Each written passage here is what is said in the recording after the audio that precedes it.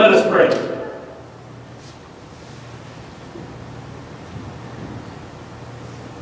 And now, God, may your word be proclaimed, either through me or in spite of me. In Jesus' name, amen. What do we need to do in order to be faithful to God? That is the question that the early Methodists asked of their leader, John Wesley. What do we need to do in order to be faithful to God? In response, Wesley gave the early Methodists 3 general rules. They were not long, complex rules, but simple ones that would be easy for people to remember and easy for people to follow. Do no harm, do good, and stay in love with God. Now, Wesley didn't make up those rules himself. They were rules based on the guiding principles and commandments given to us by God.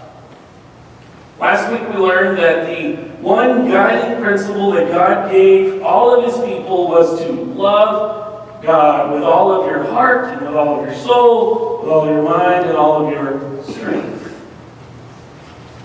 This command was to be recited every day, taught to your children, recited all the time. Loving God was to be the one guiding principle for all of God's people. Now, as I said last week, we humans like to take something that's really simple and make it complicated. We took that one command and made 613 laws out of it. When Jesus came along, he tried once again to make things simple. When asked which of those laws was the most important, Jesus' answer was love God.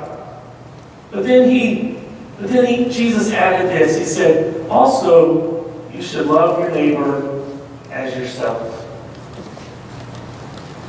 What Jesus was saying is that loving God cannot be expressed just in our words to God, just in our actions, just in our attitudes, just in our feelings toward God.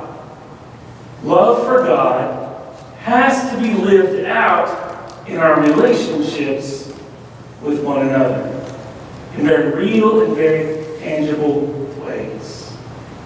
Love for God has to translate into our lives as loving others.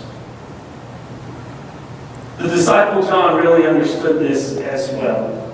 Years later, as he was writing to the church, he said this, and we read it earlier. He said, so to love God means that we love our brothers and our sisters.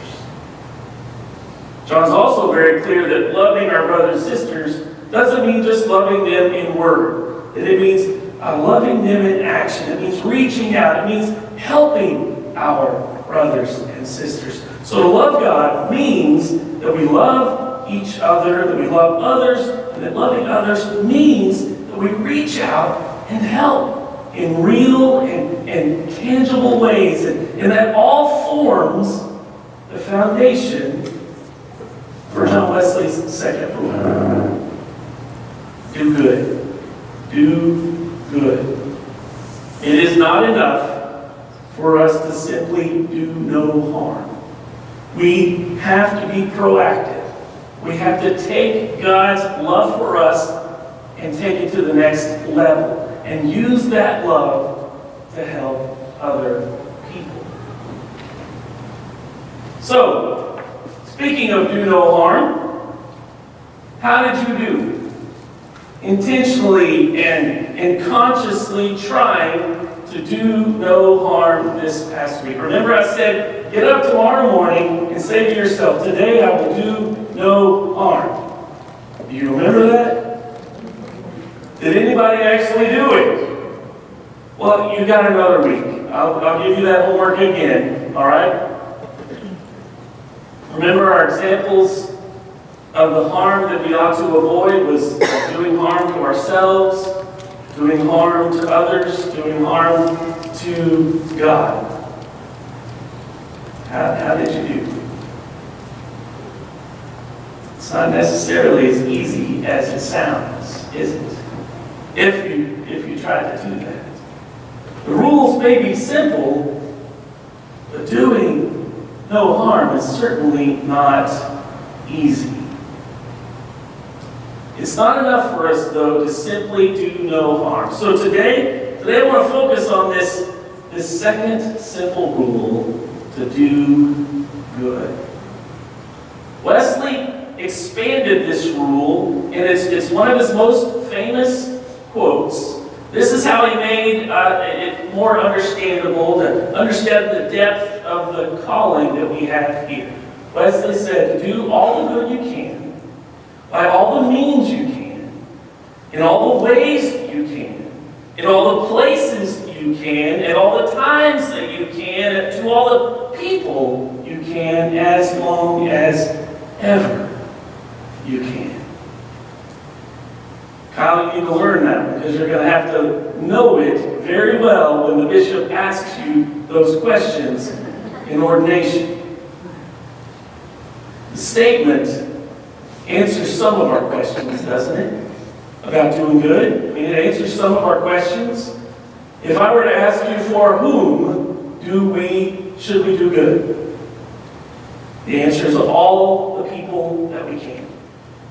If I were to ask you where we should do good, just here in the church, just here in our community, the answer is that we do good in all the places that we can.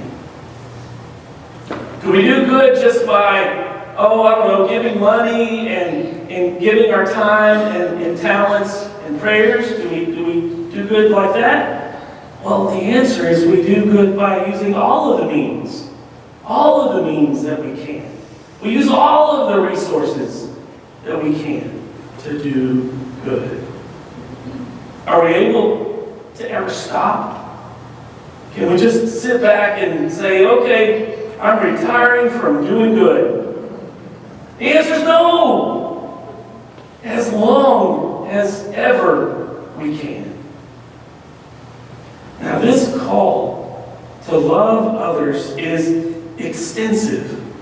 There is no limit to the love we are to show God, and there's no limit to the love that we show others, because there was no limit to the love that Jesus showed to us when He died on the cross.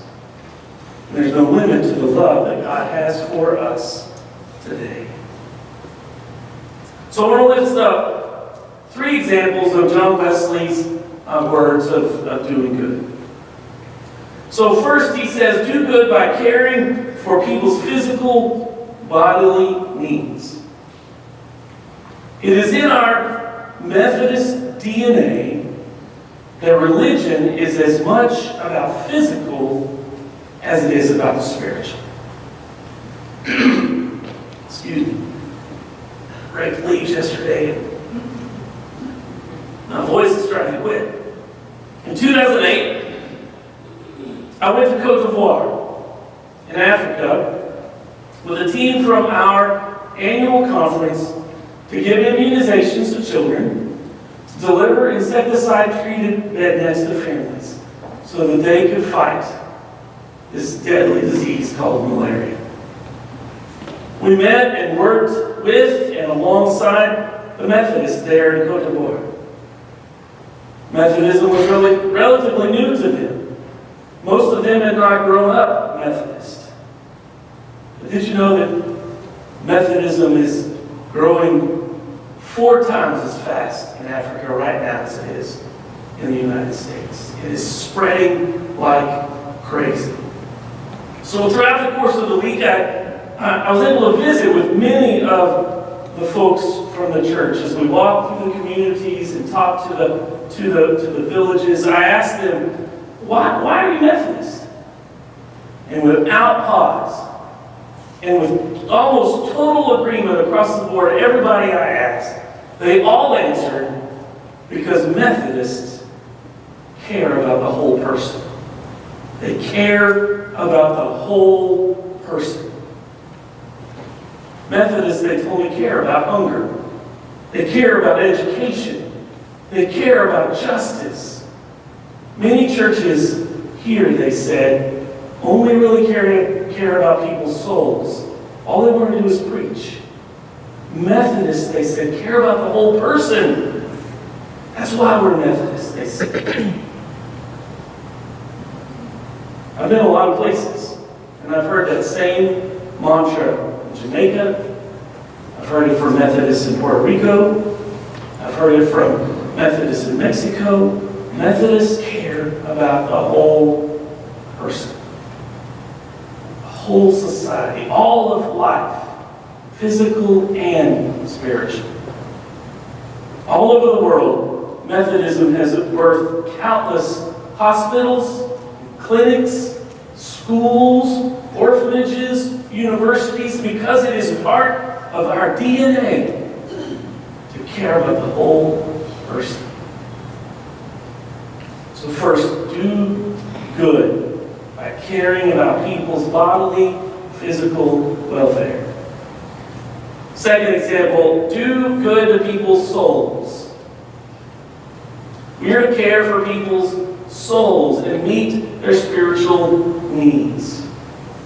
Now, what does it mean to care about people's souls? Well, providing worship, Bible study, prayer, Christian conversation, all that's a start. But it has to be more than that, right?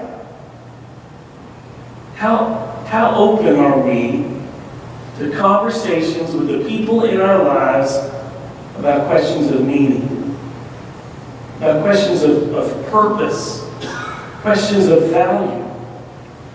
How much time do we spend with others either doing business or having fun without ever really going into those deeper conversations about the human soul? When was the last time that you had a profound conversation about life's deeper meaning with someone else? When was the last time that you sat and listened to someone else's pain, that you listened to their struggles? I spent my last year of seminary as a campus minister on the campus of SNU. And during that year, as a campus minister, I spent most of my time listening to college students, wrestling with questions about meaning and purpose to their lives. They'd come in and they'd want to talk about things like, why are my parents so weird? They'd ask, what should I do with my life? Should I get married? How important really is money? Why is there so much poverty in the world? Why does it seem like no one really cares about social issues? It's kind of strange. We leave college, or we leave those times of deeper thinking and reflection. We get on with life, and I think we just kind of stop asking those profound questions. Where do we ask? Where do we ask those important questions of life? Many of us need more deep friendships in our lives. I know I do. We need people that we can talk about these spiritual issues with. And I'm going to be brutally honest here with our men. Women are better at this than we are. They are. Here at church, they take initiative. They organize themselves into small groups or Bible studies. But guys, we're not very good at this. We don't do this very well. Apparently, we men don't have spiritual needs. I guess we don't need to ask those spiritual questions. Is that right?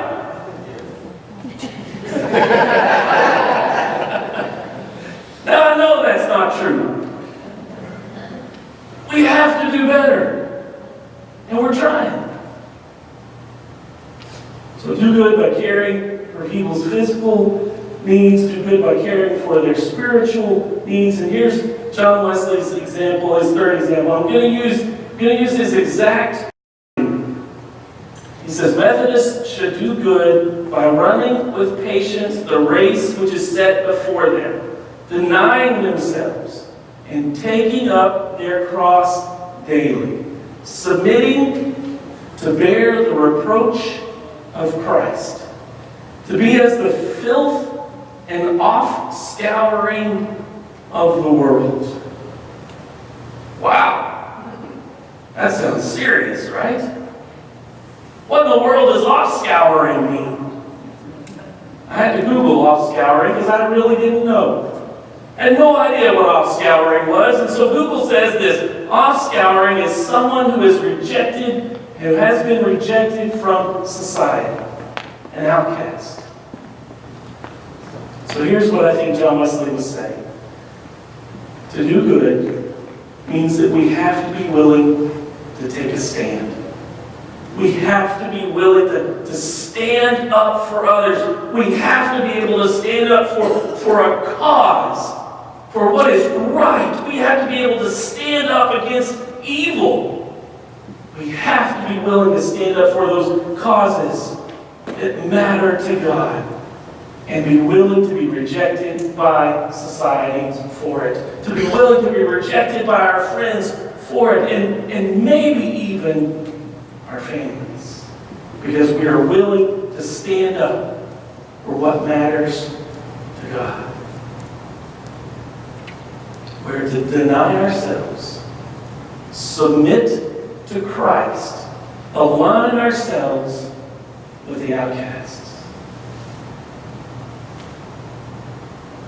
Wesley took a stand against slavery at a time when only radicals and fanatics opposed slavery.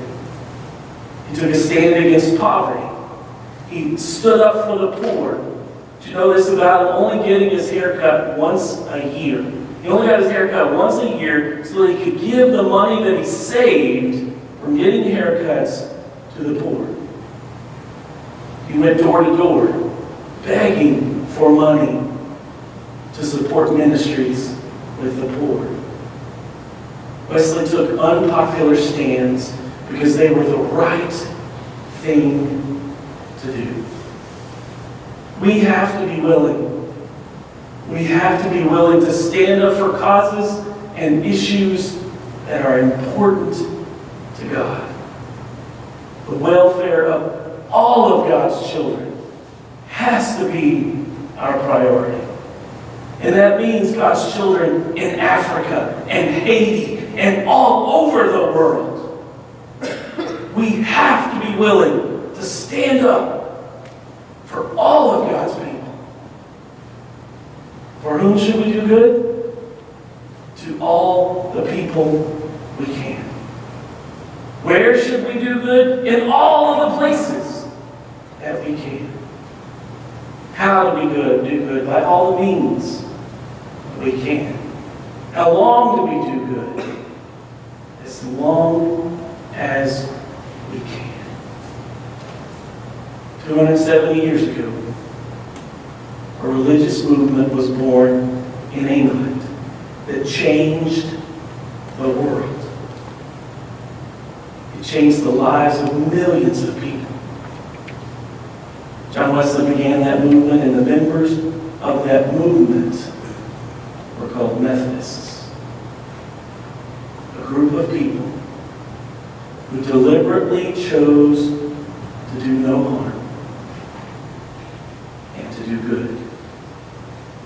I want to challenge all of us here this morning